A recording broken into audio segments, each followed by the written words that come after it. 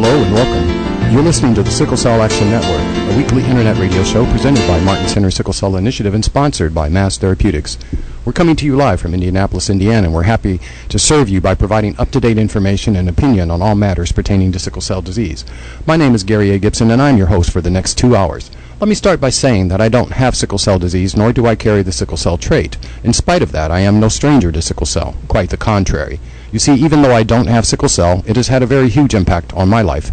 That's true because its complications took my wife from me after 12 years of marriage. It also caused her to have a miscarriage that resulted in the loss of our twin babies that she was carrying while in a sickle cell crisis. So all told, sickle cell has taken 3 lives from me, and I feel the pain of those losses every single day. I currently serve as the president and CEO of Martin Center Sickle Cell Initiative, a community-based organization that has been serving people with sickle cell for over 45 years. Each day, I attempt to transform the pain of my losses into positive energy that is focused on making a difference for those who are battling sickle cell. From being involved with sickle cell for over 40 years, I'm able to say that much progress has been made, but there is still so much work to do. This show is an opportunity to contribute to the ever-expanding dialogue about sickle cell that is taking place all around the world.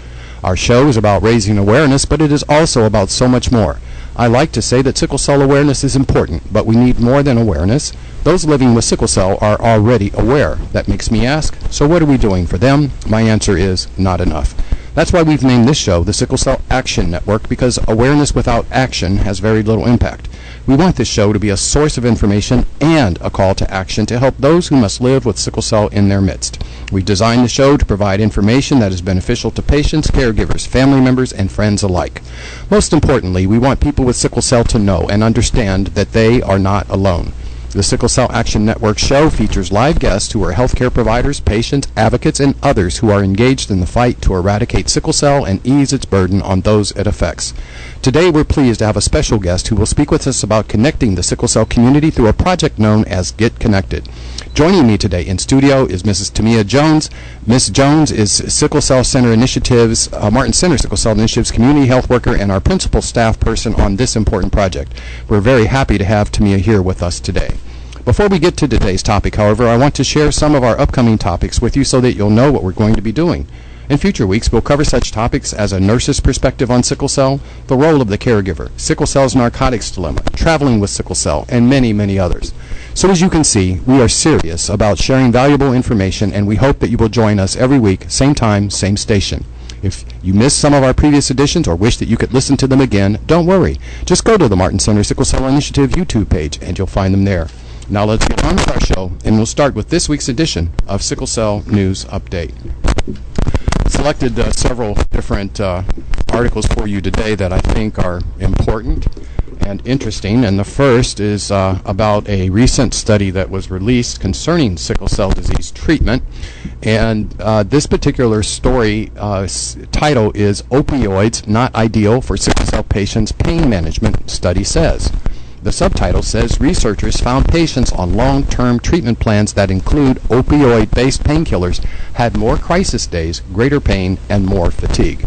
And this comes to us out of Baltimore. It was released recently, and the article reads, opioid painkillers are slowly being questioned as the best option for pain management, as studies suggest that they may prolong pain or make it worse. And a new study suggests that drugs may not be the best option for sickle cell disease patients who often experience excruciating pain.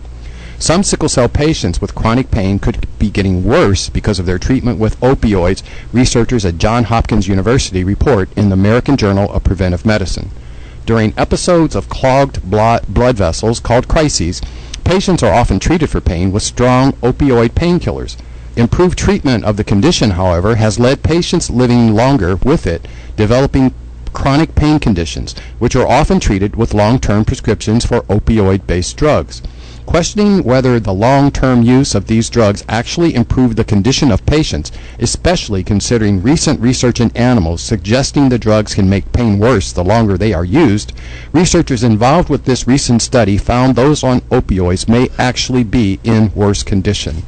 We need to better understand how long-term opioid use affects pain sensitization and determine if certain people are more sensitive to these effects so we can prescribe the best treatment option for each individual patient, Dr. Pat Carroll, Director of Psychiatric Services for the Johns Hopkins Sickle Cell Center for Adults, said in a press release.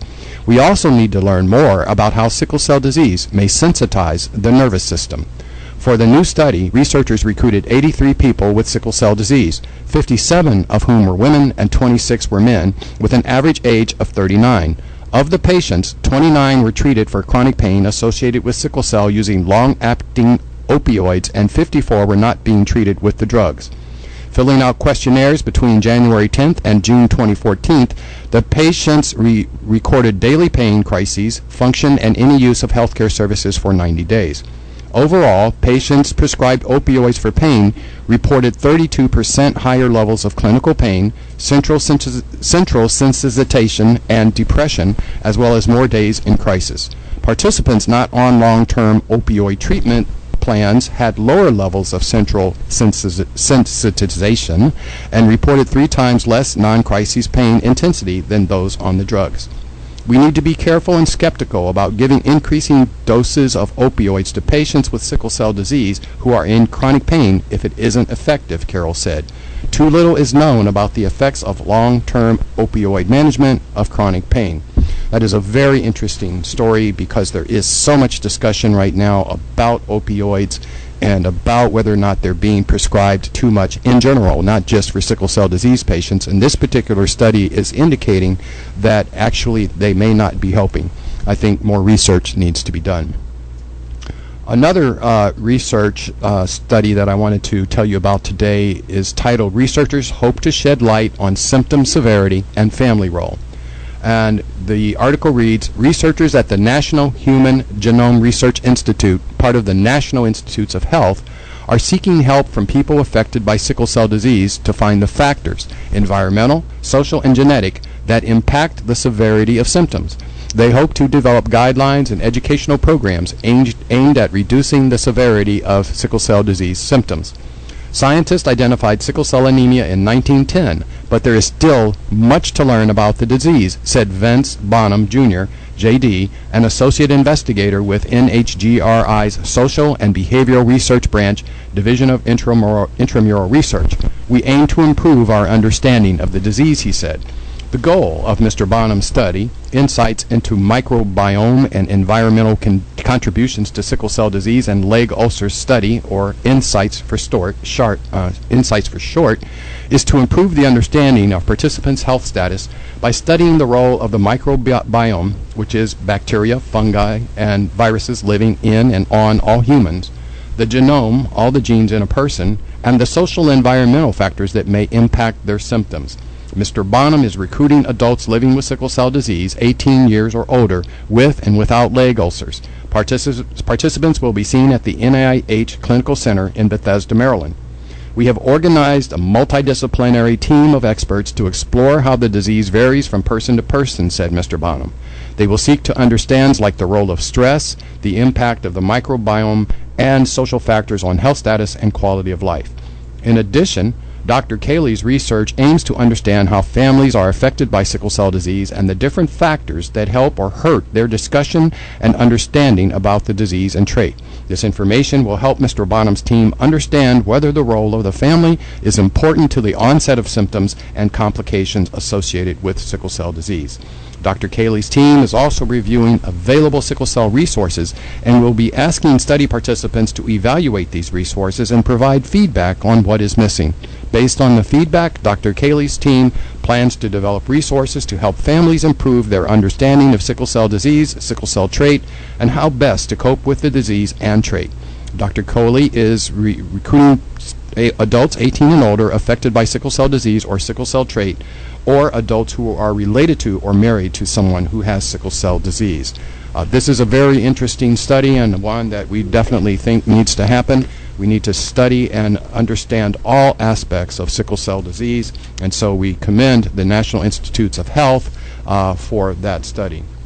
Our last story will come from Nigeria. As we know, Nigeria is one of the largest, if not the largest, parts of the world where you will find sickle cell. And the article is titled, "Reps Want Federal Government to Subsidize Sickle Cell Patients' Treatment Cost." And this is from the publication Nigeria Today. And it reads, the Nigerian House of Representatives on Tuesday called on the federal government to subsidize the cost of treating patients with sickle cell disease. The House also mandated its Committee on Healthcare Services to interface with relevant government agencies to engage in continuous campaigns and education of the public on the disease. This followed a motion by Representative Saheed Akinade Fajabi, brought under the matter of urgent national importance. Moving the motion, Representative Fajabi explained that sickle cell was a disorder of the blood caused by inherited abnormal hemoglobin, with Nigeria having 5 million patients. He lamented that with the high rate of illiteracy, little was known about the disease, a situation that had led to a high rate of sickle cell patients in the country and Africa. There is a Sickle Cell Foundation in Nigeria which was established for the purpose of educating the public on the disease and assisting patients where necessary. However, scarcity of funds has hindered its operations, he said. The lawmaker added that more still needed to be done in terms of educating and orienting the public on the need for the cost of treatment to be subsidized, as some families could not afford the money. The motion was unanimously adopted by the members, who called on the government to urgently enunciate a policy on subsidy for cost of treatment of patients with the disease. And that comes to us from Nigeria, and we are certainly supportive of that. The last bit of news that I wanted to give today is to announce that I am very happy to have been offered the opportunity to provide the keynote address at the upcoming Sickle Cell Warriors Convention, July 28th through the 31st in Los Angeles, California. I am very excited about this opportunity. I think very highly of the Sickle Cell Warriors as a community and its founders and all of its members, and I'm very, very delighted to have the opportunity to interact, mingle, and speak with them at the end of this month. So I thank the Sickle Cell Warriors community for having me, and I'm looking forward to being with you, and I'm looking forward to meeting you, and I'm looking forward to sharing some of my thoughts with you. And that is it for the Sickle Cell News Update for today. When we return, we will start speaking with Timea Jones about connecting the sickle cell community. This is the Sickle Cell Action Network, and I am Gary A. Gibson, your host. Welcome back to the Sickle Cell Action Network. And I'm Gary A. Gibson, your host, and beautiful Tuesday afternoon here in Indianapolis, and I'm very happy that we're here with Timea Jones, community health worker for Martin Center Sickle Cell Initiative, who is deeply involved in helping us connect people within the sickle cell community. And so first of all, Timea, welcome. Thank you so much for having me today. You've been hearing about our show for a while, and it's your first time to be on it, so I hope you enjoy yourself today. Thank you. So what we always do is ask people to tell us a little bit about themselves. You know, they can't see you on TV or anything like that, so this gives them an opportunity to get a sense for who you are. So please tell us a little bit about yourself. You know, where were you born? Tell us a little bit about your past professional experience. So I was born and raised in Evansville, Indiana, which is about 3 hours from Indianapolis. I relocated here to Indianapolis because it's where my husband is originally from. Prior to moving here, I have worked in the social service field as case manager and as director and program directors for 10 plus years within just that field. And then 4 years prior to that, I did a little bit on the medical end with Family of Social Services Administration with a couple of the programs that they were having in Evansville. So as a caseworker, what kind of casework were you doing? So it would be strength-based case management, where we would go into homes to individuals that were having babies or had already had babies. And what we would do was to make sure that we were promoting positive parent-child interaction and to assist them in ways that we knew were going to be beneficial for them to be the best parent that they could for those children. Another thing that we also did was the wraparound services, because we would have some families that would actually have an open CPS case, and we would assist them to make sure that they were using the tools that were provided for them through the state to ensure that they were able to get their children back.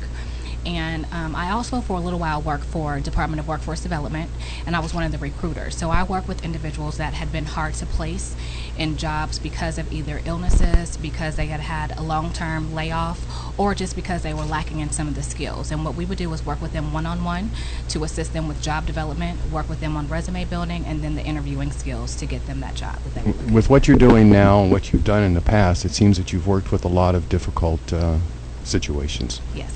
And I think you're doing a great job of that. What is it about you think that makes you be able to do that?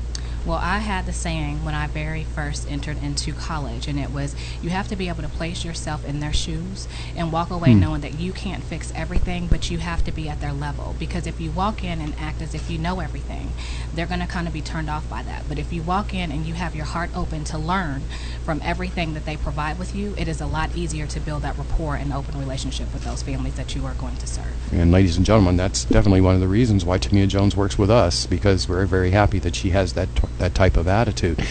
Timea, you're the anchor of a pretty large family. Tell us a little bit about your family. Yes.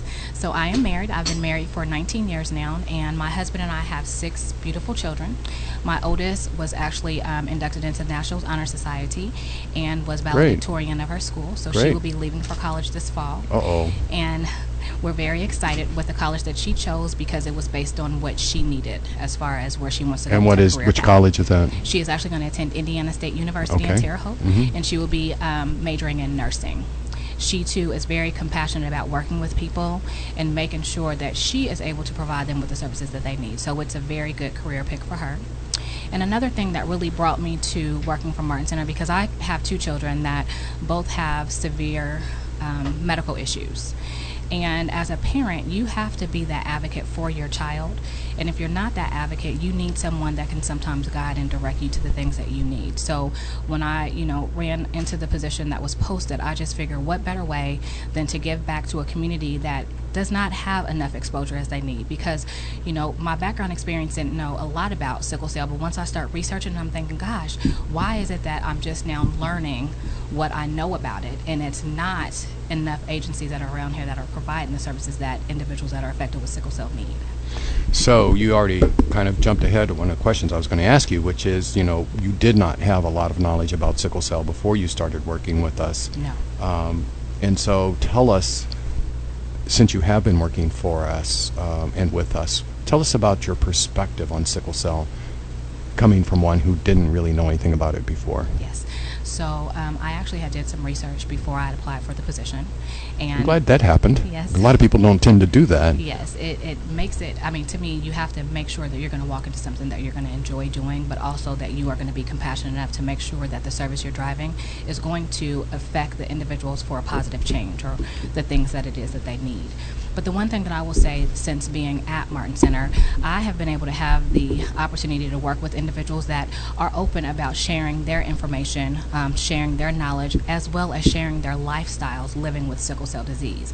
And I think a lot of times we don't know the pain that they go through, nor will we ever know how it affects them in their daily living. But yet and still, these are individuals that come into the Martin Center or come to our events with a smile on their face because they are there to support and serve Martin Center and make sure that they are making awareness of the disease and that they are living, breathing, and dealing with that every single day of their life.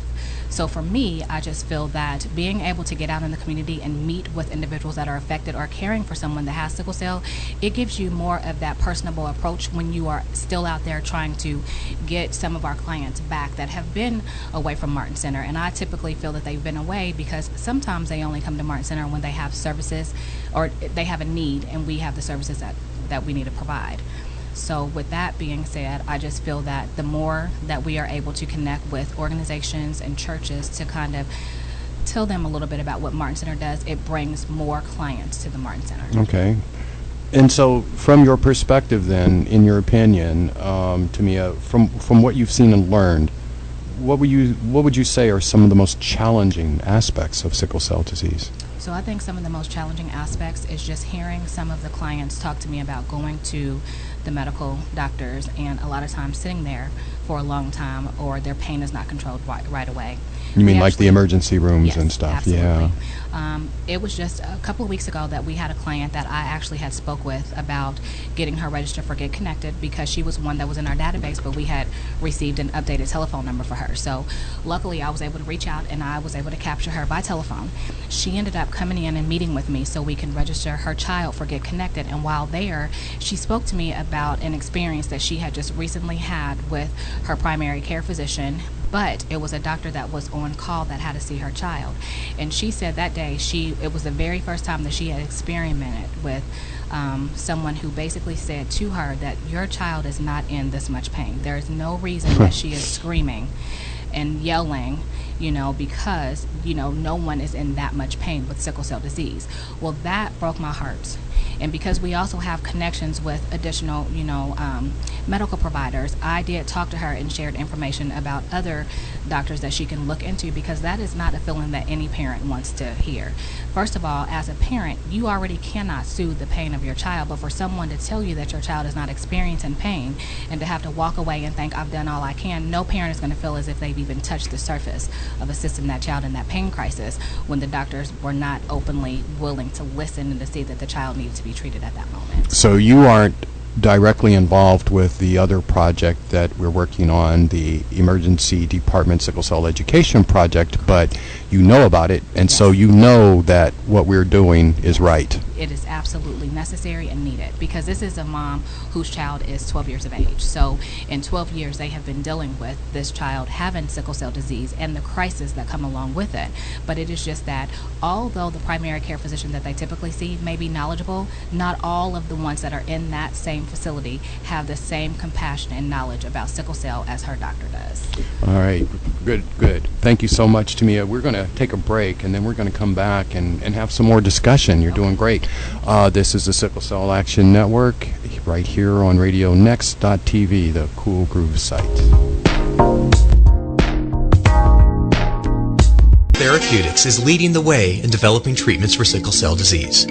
We're proud to sponsor the Martin Center Sickle Cell Initiative in its mission to provide leadership, education, and support services to the sickle cell community.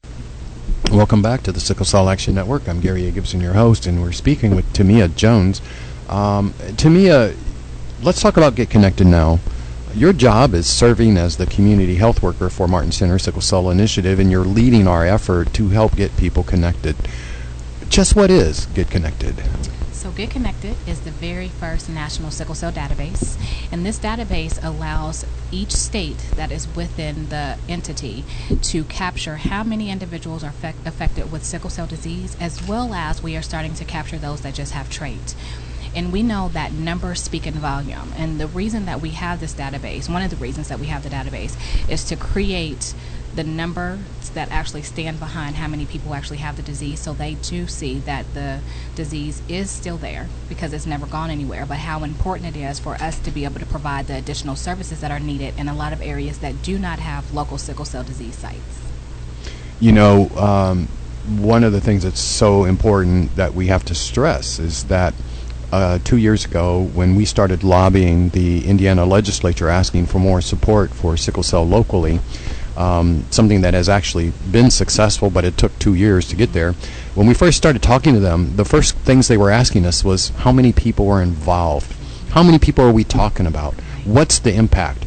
And you can't really do anything except give them estimates. So the nice thing about what Get Connected is doing is actually being able to give real data. And it's real data that talks to people that make decisions. They don't go on guesses. They don't make decisions on guesses anymore. It's now about real data. So that's what Get Connected is, partially. There's more to it, and we're going to talk about that. Although many other diseases like ALS, cerebral palsy, Alzheimer's have national registries, this is really the most aggressive attempt ever to build one for sickle cell.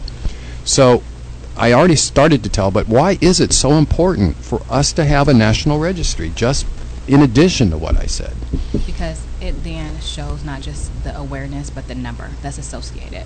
And because African Americans or people of color or who have originated in other countries are usually affected with it, the numbers within itself are a lot higher than some of the other diseases Right. that are mentioned, and it's primarily because we are already the minority. So as the minority, the disease and the way that it affects our community, we become the majority.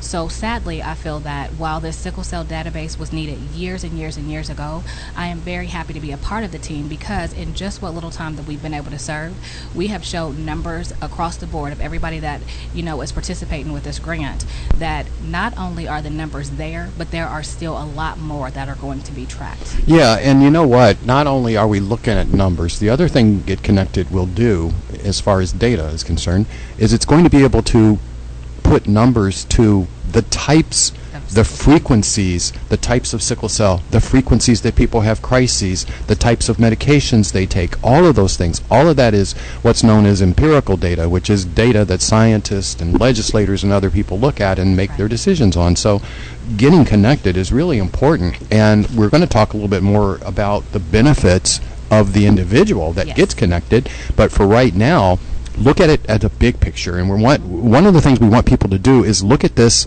on the big picture. Right.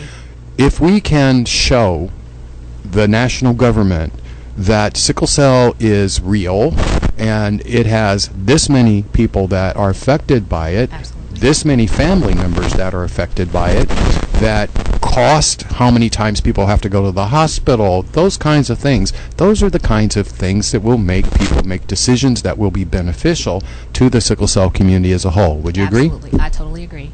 And one of the, bigger ways that each agency is able to benefit from it is that it will bring in funding for organizations such as Martin Center Sickle Cell Initiative.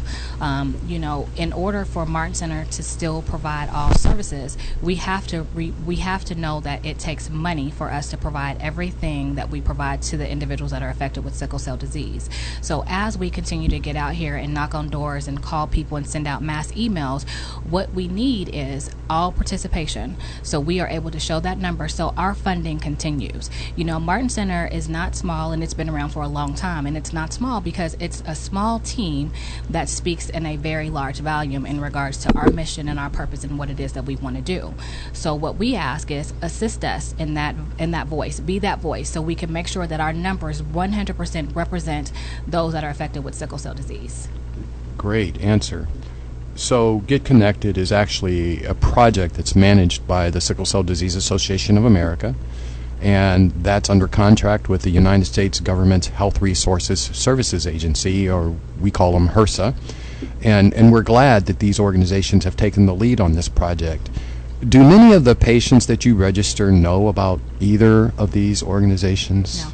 Unfortunately, I don't have many that know anything about the HRSA, but we do have several that know about Sickle Cell Disease of America and that are members of Sickle Cell Disease of America. So when I was going out and meeting with individuals to assist them in connecting, a lot of them thought that they were already registered for the Sickle Cell database, but in turn they are actually members of the Sickle Cell Disease Association, which is totally different from what we do. But the good thing about it is they then see that a larger entity is standing behind the importance of showing how many people are affected with sickle cell disease and how big our mission really is for us to make sure that we are able to provide all services to those that have sickle cell disease.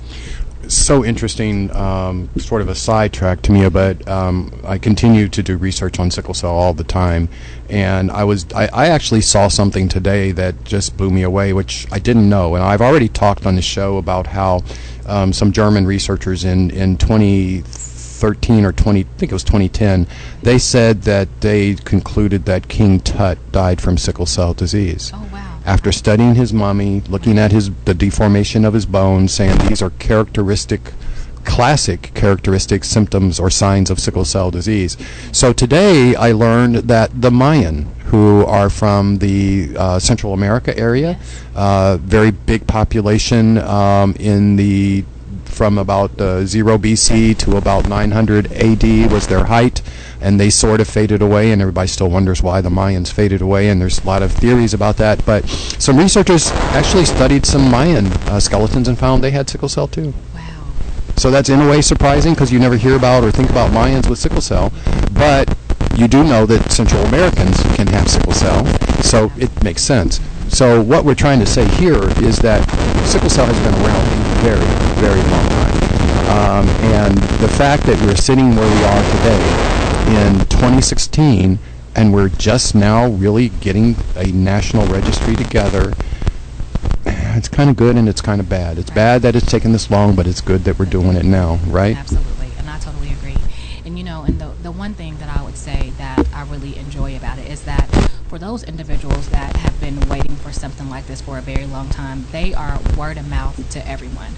So, it never fails that I may reach out to someone and they say, oh, well, you need to reach out to my cousin, or, you need to reach out to my aunt. So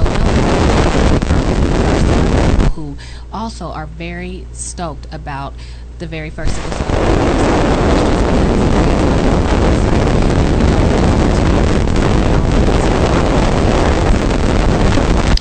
Well, I think we're going to take a break here. Have a great discussion with Timea Jones.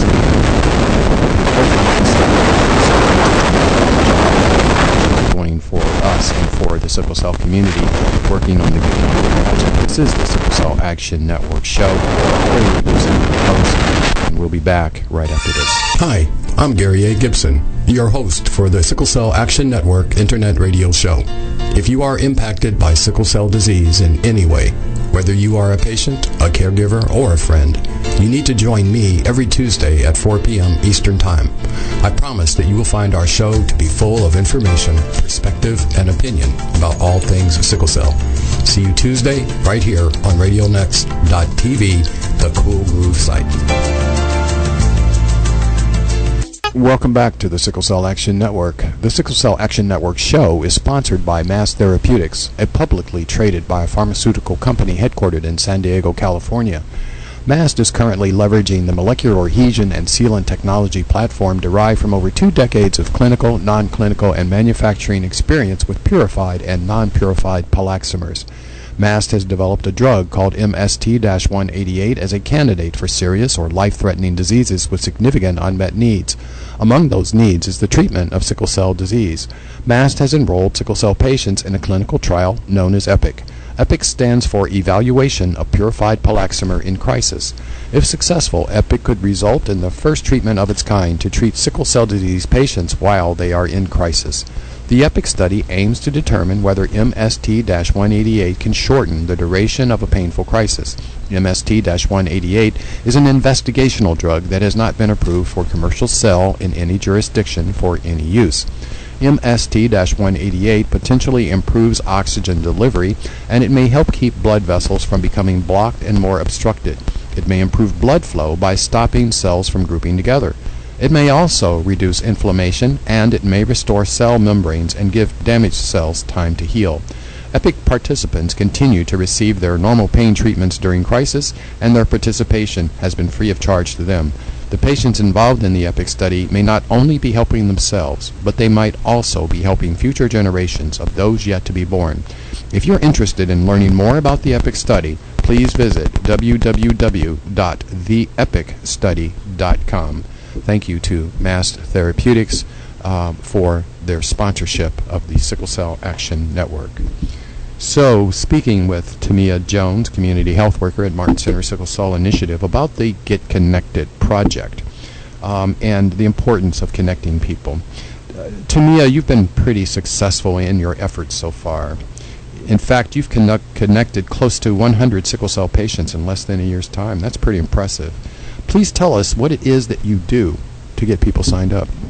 So technically what we have been doing is just basically sending out mass emails as well as door-to-door, and also working with community-based organizations and churches. We have a flyer that we have been able to put up in a lot of the community-based organizations as well as churches. And the flyer just tells a little bit about Get Connected, why it is important, and then what the benefits are for the clients when they sign up. Another area that we reached out to that has been pretty effective with individuals that are enrolling themselves is the local libraries, because we do have a lot of patients that may not have access to the internet at their home. So this allows them, when they're there doing things that they are taking care of that day, they would be able to log right into the site while they are at the library to register.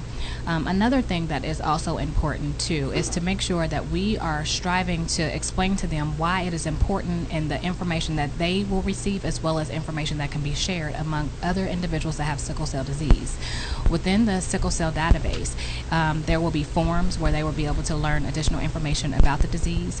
They will also be able to have kind of what is set up as a chat where somebody may have or be experiencing the exact same thing that they are, but it's handled a little bit differently. So therefore, it's information that can be shared and information that they also can share with others that are seeking, seeking additional resources. Another way that we have been able to assist individuals is that for a limited time we were running a gift card where you would receive a $20 gift card if you register for Get Connected and allow us to come out and explain to you what the Get Connected registry is, why it is important, and then the information that you will receive once all of your data has been input in the system. Well, all of those things are working pretty well. This is a 2-year project at the current state. It is possible that it will get extended, but at this rate, we're pretty much on target with where we wanted to be at this point in time. So we're doing well, but even with your success rate, I know that you've talked to more people than you've been able to sign up so far. Yes, that is correct. What are some of the reasons that people give you, the ones that don't sign up? Yes. So some of the pushback has been the fact that people just do not want to put their information in a database. One of the things that I think that they are concerned about is the information that may be shared with others that they did not want to share it with. However, the Sickle Cell database and registry is powered by the patient. The information that's important. Repeat that. The Sickle Cell database, the registry, is actually powered by the patient. So the patient is the only person that is able to allow individuals to see anything that is within their actual data. And when I say anything, I mean typically anything. So as far as your name, your address, some of the information is collected for demographic reasons, but it is not shared with anybody outside of Sickle Cell Disease America or HRSA, which are the two people that are actually funding the actual database itself.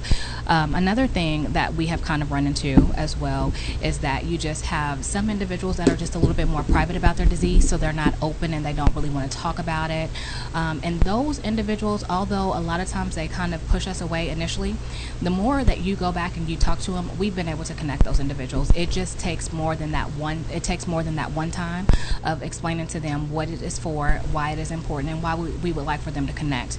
You don't want to be pushy and overbearing, but you want them to learn and understand that it is something that is going to benefit not just them, but anybody that is born after them that has sickle cell disease, which is so very important because it has to start somewhere. So why not start today? Right. So that's just kind of the approach that you have to take, is to explain to them that although I know that it's not something that you're comfortable with, just let's think about the fact that it is now 2016 and we've never had a database. And all these people that are born after you would not ever have seen anything such as this if it weren't for people already out there talking about it, wanting something done. So let's just continue with the whole, focus of we need it because it is going to benefit all of us that are affected with sickle cell disease. Right. Now, we are, Martin Center Sickle Cell Initiative, we are one of several organizations around the country that are involved in this project. So we're not the only ones that are out there getting connected. And at the end of the show, we're going to try to give some information to people about how, if you're out somewhere that's not in our area, that you might be able to find who you can talk to get connected. But keep in mind that this is important to help ensure that sickle cell gets the resources it needs. And if sickle cell gets the resources it needs, that means that you, a sickle cell patient, will eventually get the resources you need. Absolutely. Okay. So you've kind of answered one of the questions I was going to ask you in terms of responding to their objections and obstacles, but what you're telling me is hopeful that, certainly we know that people are private, people tend to, want to safeguard their personal information, and that's honestly, nobody can fault people for that, particularly in the day and age we're living in when we hear about database hacks every day. Places get hacked that you never even thought could get hacked. And so we understand that, but also I think what you said originally, and I had you repeat it, is that this is patient-driven. So you can say who sees what, and obviously the way the world is today, if they can hack the CIA, then I'm not sure they can not hack, our database, but generally it's not going to happen. And so keep that in mind, but keep in mind the big picture, and the big picture is trying to ensure that there are more resources for sickle cell, which means more resources for you. Absolutely. One of the things that's fascinating about this project is that you're constantly encountering people who say, oh yeah, my cousin or my aunt has sickle cell. And we've been in this business of helping people at Martin Center in sickle cell for almost 50 years now, yet they still will tell you that they didn't even know we existed. Yes. What do you say to people when you hear those kinds of things? So that is when I am able to share all the services that we provide at Martin Center, which is something that I love too, because for number one, it is very disheartening when you meet someone and you know that we have been around for 40 years and they have sickle cell disease and they've never heard of sickle cell. That is another reason why initially I was out very diligently working with community-based organizations, churches, just because we have been around longer than some of the churches that I've gone into. We have been around longer than some of the community-based organizations. And so word of mouth is very important. So every place that I went into, I was able to leave our flyers, share information with either the director, the program chair, whoever was there that was willing to listen so they can share the word about Martin Center. Because Martin Center may be small, but again, we all speak in a big volume in regards to what our mission is for Martin Center Sickle Cell Initiatives patients. And so with that being said, I do know that a lot of them who are also not aware of us that I've actually come in contact with, some of them are new to the Indianapolis area and they've moved to Indianapolis because they've lived in Gary, Indiana or Anderson, a lot of the places that really are surrounding cities with Indianapolis, but they don't have a lot of the resources that we do. We have doctors here, we have pediatric care here, and then we do have Martin Center. We cover Gary, Anderson, and a lot of those other places outside of Indianapolis just because they do not have a local SCDAA, which is Sickle Cell Disease Association. And so what we do too is one of the clinics that we are affiliated with, we make sure that when those clients come in from Anderson or Muncie or Fort Wayne, that we are talking to them about the services that we are able to provide to them at Martin Center, as well as assisting them with registering for the Get Connected database. Okay. Are you encountering, you talk about people that are coming to Indianapolis from other parts of the state or whatever outside of the state. Are you encountering any people from outside of the country, any immigrants yet? No. Okay. We actually haven't had any immigrants. We have had a few individuals that I have contacted that really live out of state and are just here temporarily that have still allowed us to give them information to register because it's still important. Like, we don't want to turn someone away from registering because all numbers are going to count. But what we do want to address is to make sure that we are able to successfully connect all individuals that are in the Indiana area into this database. And so it is very important that if you've already registered and you know someone that does not live here locally in Indianapolis, that information can be shared, and I too am able to go out and reach and or connect with them, meet them or assist them over the phone, provide the actual application. I can send it to them by mail, whatever needs to happen to make sure that we are getting that person registered. Yeah, it can be done online. Yes, and absolutely. you would be happy to just walk somebody through it on the phone. Yeah, so it's possible. We are also starting to build relationship with one of the immigration organizations here in Central Indiana, and it's sort of it's a conglomerate of different immigration organizations that participate in this. So we're building a relationship with them, and our hope is that we'll be talking to them about Get Connected too, because we've learned that. Among other things, immigrants are not tested for sickle cell trait or sickle cell disease when they arrive in the country, so that's an issue. Yes. And so we're trying to deal with that. So before we go to another break, I'm going to ask you this. Of the people that you've signed up to Get Connected, can you tell us about some of their demographics? How many are female? How many are male? And how many are adults? How many are children? That kind of stuff. Yes. So right now in our database, we have approximately 103 people that are registered. And out of those registrations, the majority are usually female. And I'm saying female because a lot of the females are also the ones that are registering their children. So they pretty much make up the bigger bulk. Okay. In regards to the ages of the individuals that we actually have registered, our highest age is usually between the ages of 3 and no older than 40 that we actually have registered for the Get Connected affected registries. The ones that usually fall in the category of 40 and older are some of the ones that we usually, it takes us a little bit of time, so we'll reach out to them by phone, do a drop-by at their house, just to get that buy-in, because that's what we need. We need them to understand that we are there solely for them, and that this sickle cell database absolutely benefits them. Another approach that we've had with getting the women to understand and enroll and register their children is the fact that they travel or they go and visit family members, they're on vacation. This database is going to be able to allow those same patients that have put all their information in there for other facilities to be able to enter into this database and see all the information. So anything that their doctors have stored, it is there for their safety and their protection, but other facilities that can then utilize that database. Okay. And so the medications that they take, the treatment plan that may already be in there for if the child is there having a crisis, how the typical urgent cares or emergency room doctors handle it. All that is stored into this database as long as the parent or the actual individual affected with sickle cell disease has okayed that information to be shared with medical providers only, which to me is very important, because how often do we travel and we never know what can happen, and if something happens, to have that information right there readily accessible for a physician has been the greatest buy-in that we've been able to give to mothers that are enrolling their children. That's very, very important.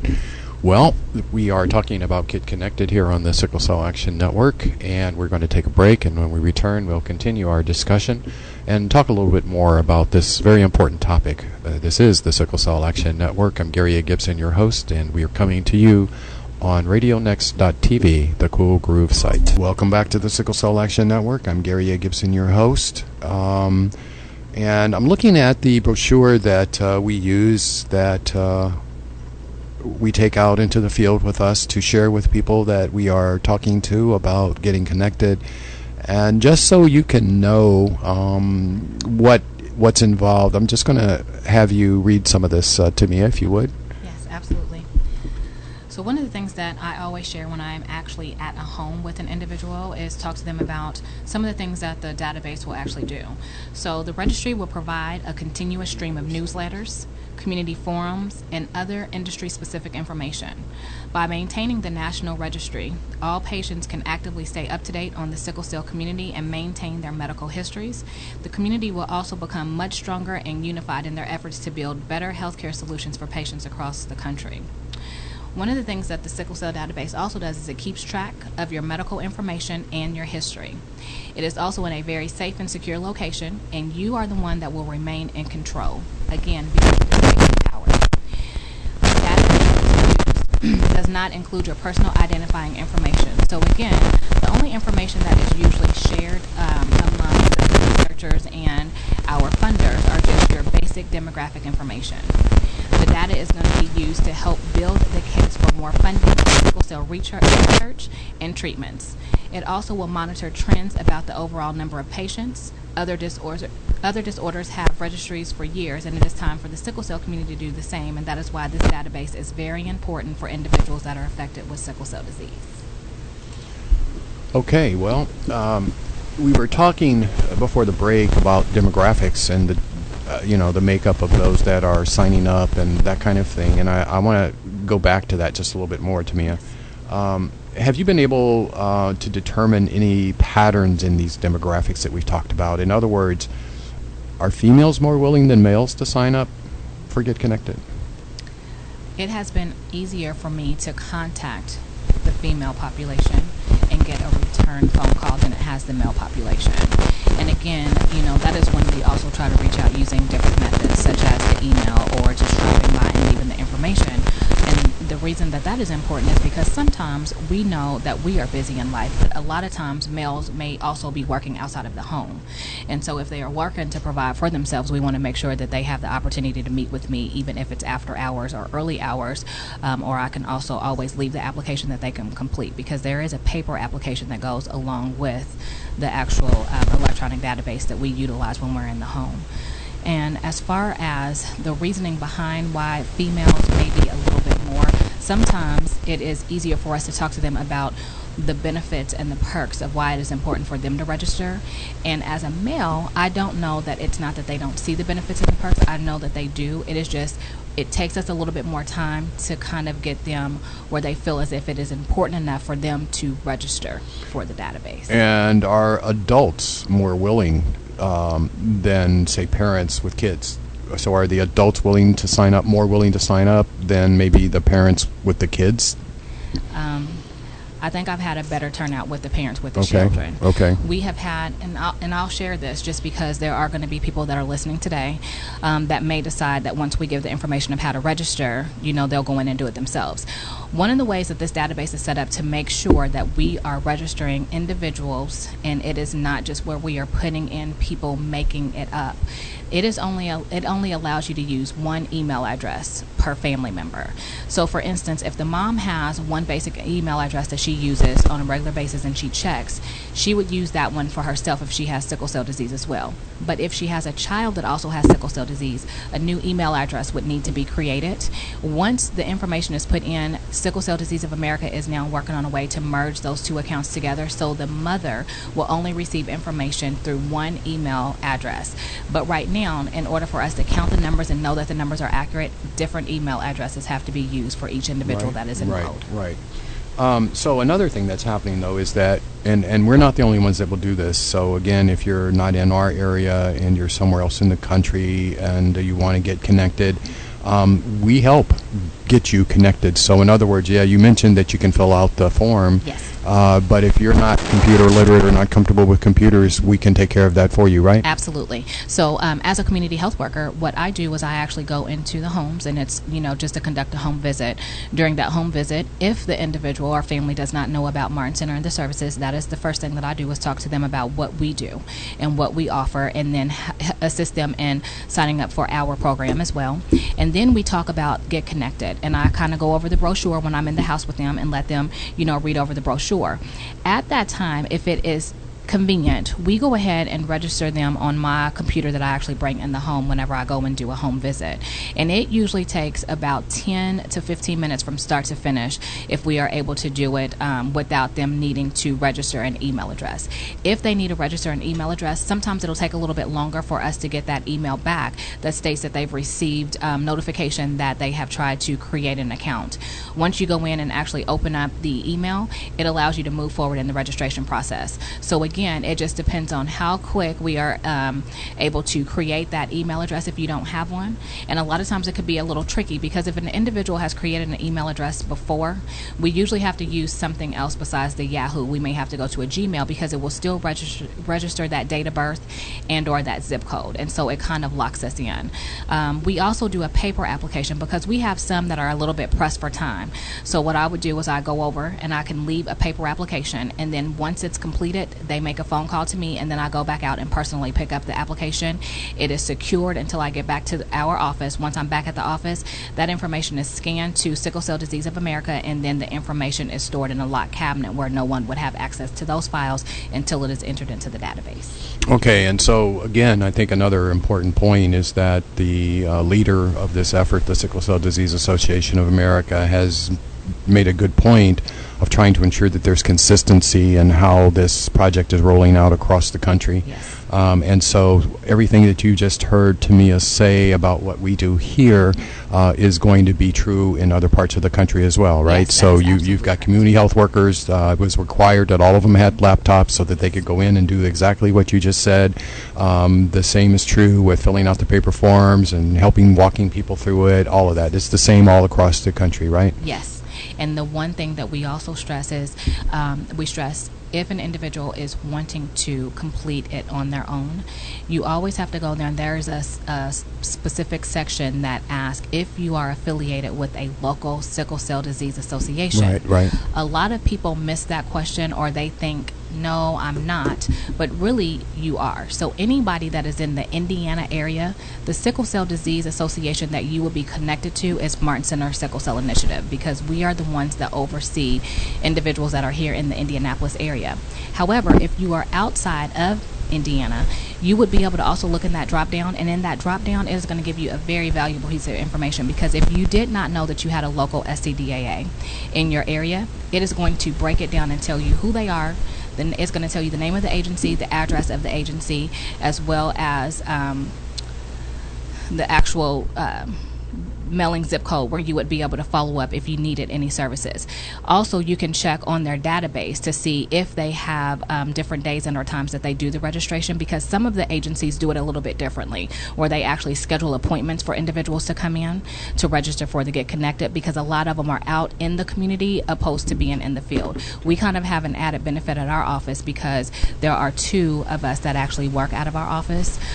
Courtney is also one of my backups, so she assists whenever I'm out in the field with individuals that do come in to Martin Center to do the enrollment. All right, so let's talk a few minutes now about the benefits for those who sign up for Get Connected. We've kind of touched on them again, but let's just go over it. What's in it for them? So the one thing that is in it for them is the ability to be able to know what is the latest trend that is going on with sickle cell disease and within the community. This registry actually is going to connect you with doctors that are very in tune with sickle cell disease and how it affects individuals on a daily basis. So whereas we may not have many agencies here or hospitals here in Indianapolis, they will connect you with the resources that you need, as well as provide you with that contact information that is going to be so important for you to make sure that you are able to connect with the services that you need. You are also able to connect with people that are just like you. A lot of times you can go and visit someone and they don't talk a lot about their disease, nor do they know a lot of people that have the disease as well. This actually will allow you to talk to individuals that have the exact same disease or similar issues as you do. And therefore you're able to share your information, they're able to share their information, and you are able to learn from one another. Another thing that is very important, again, I had shared this earlier, is the fact that this database is basically everywhere you will be at. So anywhere that you are, they are able to have access to this registry to pull up your data, your paperwork, your medical history, anything that you may need if you are somewhere and you actually have a crisis. And then finally, another thing that I kind of want to point out is that as far as it allowing you to stay up to date, right now, the main way that it keeps you up to date is it sends it through email. But what they are also working on is for those individuals that are not on a computer or have access to a computer all the time, you are going to be able to receive generated mail that is going to come out to you. So it'll be mailed out to you, but it's going to be more or less on a monthly newsletter basis. Okay, great. Good stuff. We've talked about the importance of connecting the sickle cell community many times since we've started doing this show. One of the most important reasons, I think, is connecting with others. You kind of touched on that already. It helps eliminate the negative emotions of feeling isolated and or misunderstood by others. And I'm sure that you might have encountered some of that with a few of the patients that you've talked to, haven't you? Yes. And one of the things too is that I've talked to individuals who are now in their early 20s, and they have told me stories about how when they were kids, they were the kids that no one wanted to play with because they were always sick, and they looked a little different, or they had sores on their legs or on their arms. And as adults, they've grown up with this complex or this image to where they almost want to hide the disease instead of open up and talk about it. Right. So that is one thing that you have to work with them through when you are in their homes, talking to them about Get Connected and the registry, because again, they are at that very sensitive stage in their life to where they still feel as if people are going to look at them or frown upon them because they have this disease. And when people have diseases, the one thing that other people do is when you prejudge somebody, you start to think like, is it contagious, or am I going to get it from being around them, just because they are not knowledgeable. So again, it is all about awareness, sharing that information, and letting them know that they are not the only ones that suffer from this disease, and also telling them that this Get Connected registry is going to allow them to connect with others that are like them.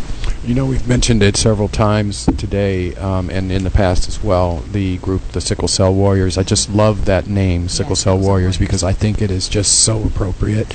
But one of the things about that I think we need to try to help people see is that, and you mentioned the scars. Scars are indicative of warriors. nothing to be ashamed of, something to be proud of. If you've got scars and you're still standing up and fighting every day, you're a warrior, and you should be proud, and that's how we see it here. We're going to take our last break of the day, and then when we return, we'll close our conversation with Timea Jones. She's doing a great job. This is the Sickle Cell Action Network right here on RadioNext.tv, the Cool Groove site. Welcome back to the Sickle Cell Action Network, and I'm Gary A. Gibson, your host. And we're speaking with Ms. Timea Jones, who is the community health worker for Martin Center Sickle Cell Initiative, about the Get Connected project. Great effort underway all across the country under the leadership of the Sickle Cell Disease Association of America on behalf of the Health Resources Services Administration of the United States government. We've done a lot of talking, Timea, about the Get Connected program. Now let's talk a little more general about sickle cell again. And I think because of what you told us earlier about how when you started working on this project, you didn't have much knowledge about sickle cell, and now you're deeply immersed in it.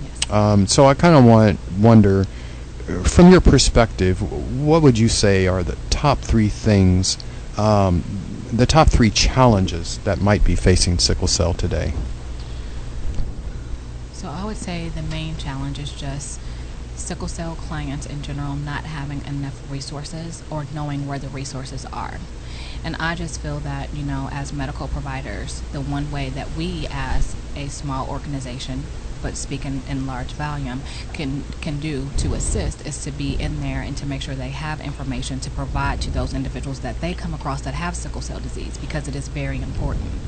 Another thing that, I know that I run into generally is that a lot of times they move or they relocate, they change their phone numbers. And a lot of times we make sure that the individuals that we speak to on a regular basis have that new contact information, but we sometimes forget about the agencies that are there to assist us and to support us. So it makes our job a little difficult because we wonder, how are you doing? We want to reach back out and connect. We want to make sure that, your needs are being met and or addressed, but when we don't have the most updated information, right, it makes it difficult for us as a team of staff working with individuals with sickle cell disease to make that connection. And because of the HIPAA law, there's not a lot that we can do to go outside of what information we have, to get that new updated information. The information that they Exactly. provide to us, yes. Yes. And a lot of times, even when they change their address, if we haven't reached out to them for a couple of months, the mail will only transfer the service for up to a couple of months. So it's not even like we're getting something back that gives a new address, or they're getting something from us to say, oh, I forgot to call Martin Center to give them our updated information.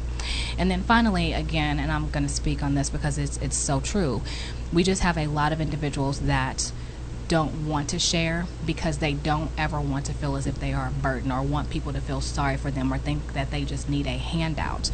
So a lot of times, instead of them sharing, their experience with the disease and opening up and being empowering and uplifting for those that also are affected, that are dealing with it, they tend to shy away and not want to talk about it or not want to let us in right away. So those, again, are some of the aspects that we have to work on, because we don't give up. We just keep moving forward. And in Right. moving forward, what you do is you build those relationships slowly, because you do not want to push people away and be overbearing, but you want them to understand that we are in this together. And in order for us to make sure that we are receiving what it is that we so cold-heartedly deserve, we have to be a team as one to make sure we're able to get every individual that is affected in Indiana registered into this database. Very well said. And I think I'd like to just tack on that something that you were saying. I just want to amplify that just a little bit.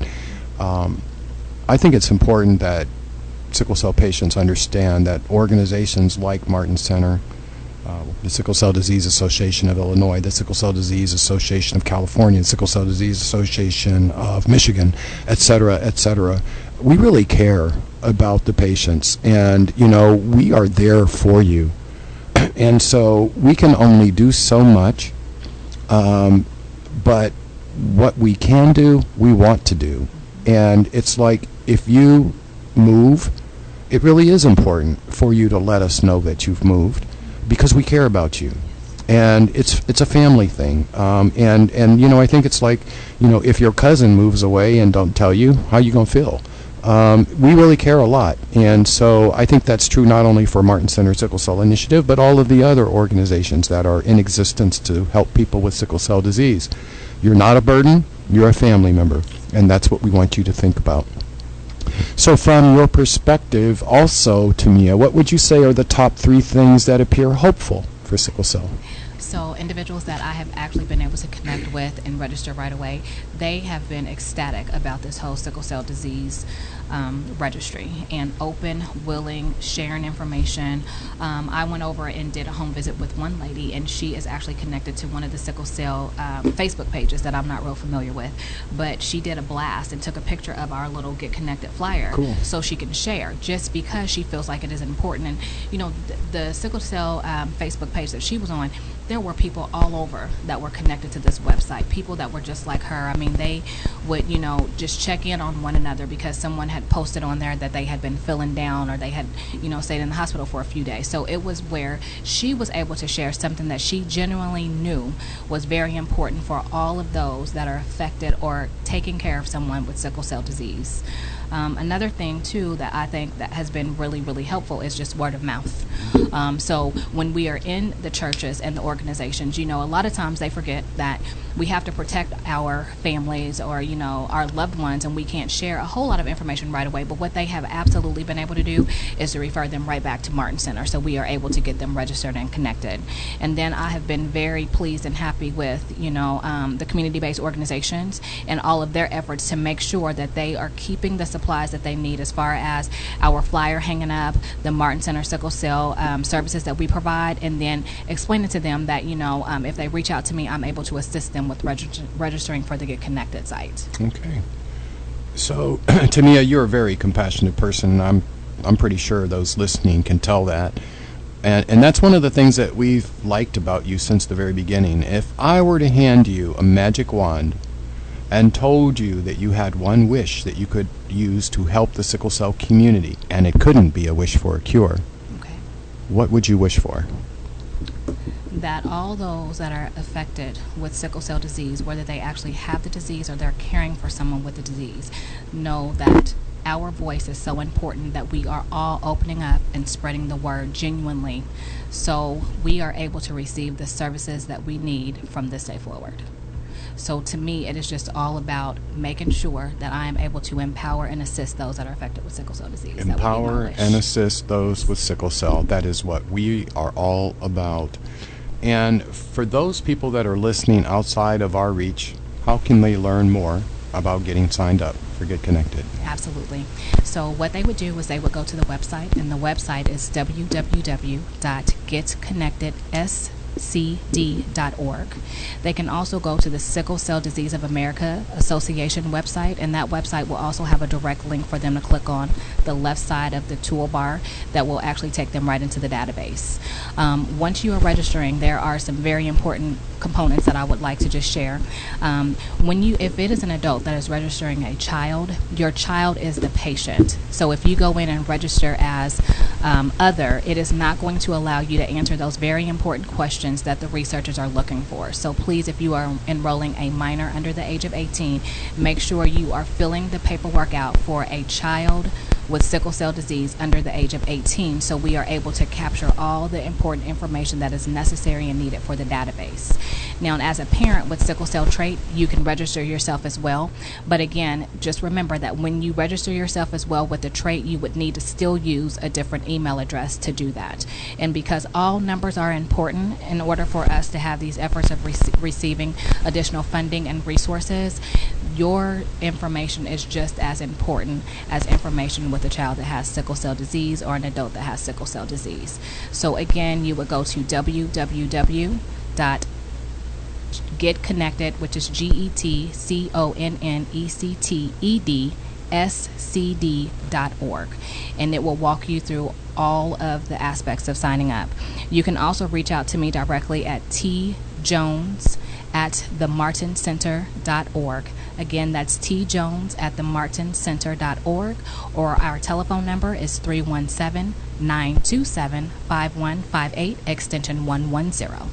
Timea Jones, thank you so much for being with us today. You've done a great job of discussing and explaining the Get Connected project, and we certainly encourage anybody that's out there that hasn't already gotten connected to get connected. And if you know somebody that hasn't, that has sickle cell and hasn't gotten connected, you need to tell them to get connected, and we thank you so much for that. Also would like to remind you that we will be in Los Angeles, California at the end of the month at the Sickle Cell Warriors Convention and the what they call the family or patient gathering. We're really looking forward to that, so we want to remind you of that. And now it's time to leave you with some closing thoughts. I'm going to start with a quote that is actually an anonymous quote. Don't really know who said this, but it makes a lot of sense, so I'm going to share it with you. You won't understand the unabashed power of a community until you are a part of one. And community is a word that is used extensively in our world. That's because there are all kinds of communities, from churches to political parties, and from artists to professional sports organizations. Our lives ultimately place us in some particular community that includes others who may think like we do, work like we do, or play like we do. Sometimes we join these communities willingly, and sometimes we join them just by being who we are. If you were baptized Methodist, you may still be in that community. If you were born the daughter of a millionaire, chances are that you might still belong to the country club community. And if you were born with sickle cell disease, you belong to the sickle cell community. The things that makes communities work is the fellowship that people experience while in that group. The Merriam-Webster dictionary says that fellowship is the relationship of people who share interests or feelings. A good example might be those who love the game of football. Some may like it so much that they join one of those fantasy leagues. Doing so gives them the opportunity to participate in what they like and to share it with others who like doing the same thing. Other communities may include support groups for those who are struggling with the loss of a loved one, or groups that help turn inner city youth into successful business people. Like I said, there are all kinds of communities out there, and each one of us belongs to some of them, whether we've chosen to or not. Having sickle cell disease presents a very challenging life for most who live with it. No, it's not fun like a fantasy sports league, or bowling league, or most of the other communities that exist. I think it's better to think of our sickle cell community as something greater, something more meaningful. The sickle cell community is composed of a very large group of fighters who have great perseverance and who demonstrate tremendous strength on a daily basis. In my mind, the sickle cell community is an elite group of people that have no equal on the face of this planet. Nobody can do what they do. Nobody. Like our opening quote implies, communities have the potential to create powerful change. In order for that to happen, the community must not only have members, it must also have intent, focus, and commitment to make things happen. Although the sickle cell community has been in existence for many thousands of years, it has not been properly positioned to create effective change. The members have always been there, but the intent, focus, and commitment have not. So, no, if you have sickle cell, you did not choose to belong to this community. Your membership was decided even before the moment of your conception. But you can still choose to belong. Many sickle cell patients have lived most of their lives disconnected from others like them. Years ago, that was understandable. Because of its rarity, and because the tools and efforts of today were not in existence, it just wasn't possible to find others with sickle cell unless you met one of them in a hospital emergency room or a doctor's office. Even if that happened, it wasn't very likely that you could connect with them because of the pain you were having, the meds in your system, or several other factors that might have come into play. But all of that is different now. Today we have groups like the Sickle Cell Warriors, the Sickle Cell Community Consortium. Today we have Facebook, Twitter, and Instagram, all of which see sickle cell patients participating on a daily basis. And today we have Get Connected. There are plenty of opportunities for sickle cell fellowship these days, so choose to get involved and get